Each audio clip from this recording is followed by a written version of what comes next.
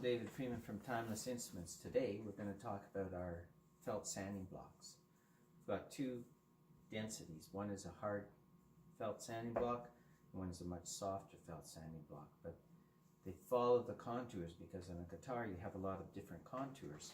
They're made so that you can take a piece of sandpaper and split it into 3 equal lengths. So I've got this board cut, so I can put that right out there, fold that back, and just rip it off like that, and come again out to the end, and then just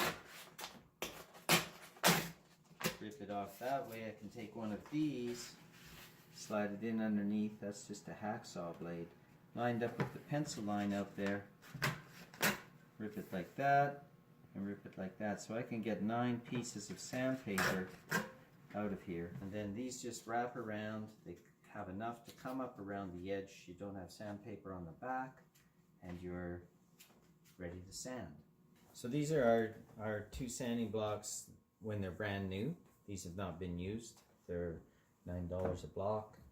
These have been used for about 1.5 years in our 7-week acoustic guitar construction course by students, and they wear pretty good. They last a long time. This guitar I'm going to work on is holly-backed, cherry neck, Sitka spruce top with a nice maple veneer and a good maple fingerboard. It's semi-finished. There's a little bit of pencil lines on the top still. There's a little bit of ribbing across the top. The holly back is actually pretty smooth.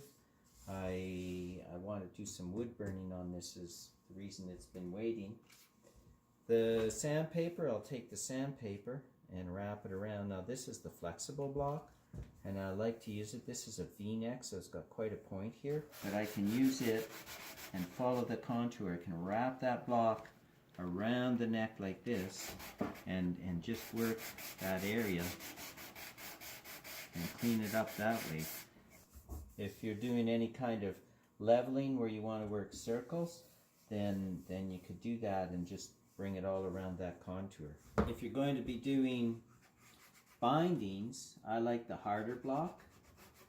I want to follow the annular rings or the longitudinal grain of the binding, but I can roll it around like that and really roll my binding over, so without actually sanding the back or the top, because when I'm going across here, if I touch the back, I'm going to be cross grain, and I don't want that.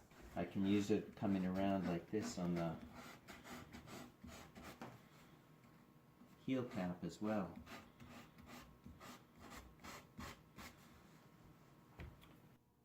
So that's the back and the neck and the binding.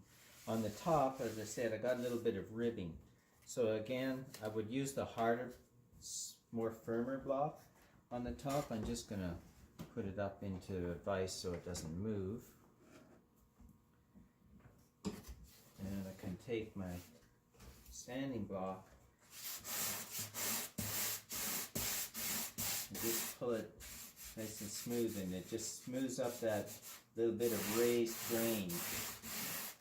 I might sand it down like this and then hit it with a little bit of alcohol to raise the grain and dry it off, and then sand it again.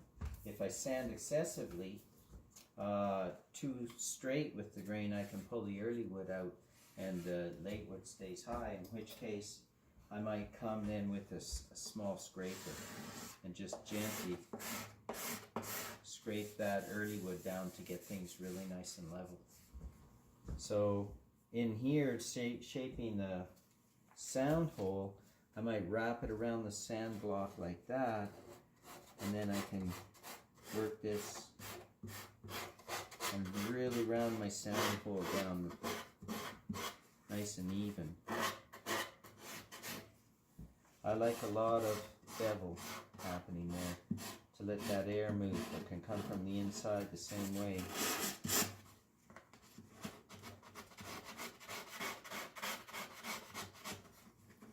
Now I got a little bit of black dust there. There's some carbon fiber on the inside. And I caught it on the brace. I caught it. I don't really want that on there, so I'll bring it around like this instead. Just bring it finish it up.